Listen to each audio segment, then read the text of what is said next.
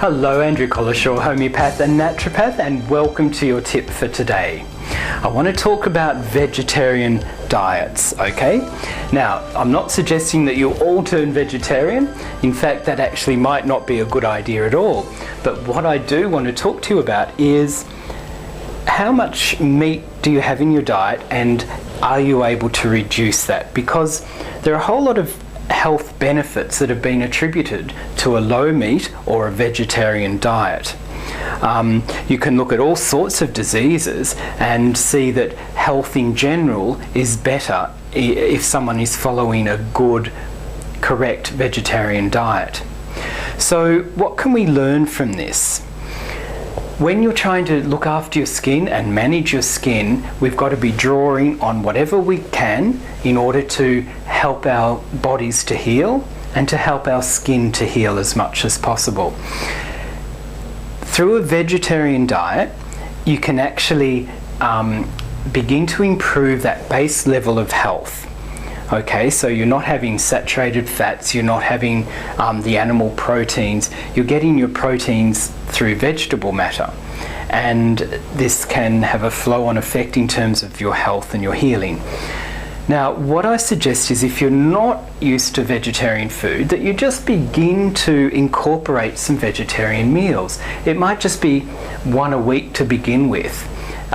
Legumes, lentils, these sorts of things. Now, some of you will be doing this anyway, so that's fantastic. Keep doing it.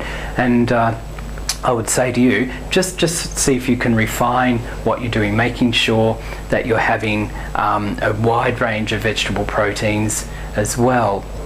So if that's not you, if this is new to you, then just begin slowly, because it does take a bit of getting used to having the recipes on hand, knowing how to prepare the beans, for example. Make sure you're soaking them, and you've got to think ahead. I often the day before will be soaking lentils and legumes and things for the day after. It's a bit of a hassle, but you've got to be thinking ahead to do that. You can buy tinned and canned legumes, okay, but not as good as the fresh, obviously. All right, but they're the second best. You can use those, but you're better off having fresh and preparing them by soaking them the day before, for example. And what I suggest is that you just begin to incorporate some of these vegetarian meals and build it up over time, and just see how you go. See what your general health is as a result, and see how you feel on a vegetarian diet. For some of you, as I said before, it may not be a good idea to be vegetarian. There's a strong school of thought that shows that your blood group will determine how much meat you may or may not have.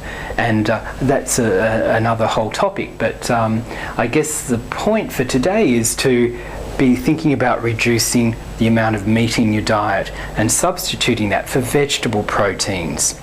Now, I'll just tell you one really important thing. In order to help maximize the protein that you get from the beans and legumes, for example, it's really good to combine those with a grain like brown rice, wholemeal grains. Okay, when you combine those two things together, you get more protein out of the food, and you need to be thinking about the way you combine these vegetable proteins. That's probably the main one. There are other combinations that work well as well. So, okay, so a vegetarian diet, and this is all in the context of looking at your health in a holistic sense, okay?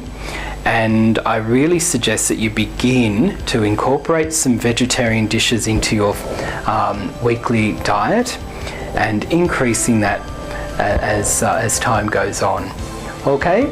All right, I'll look forward to seeing you at the next tip. Bye for now.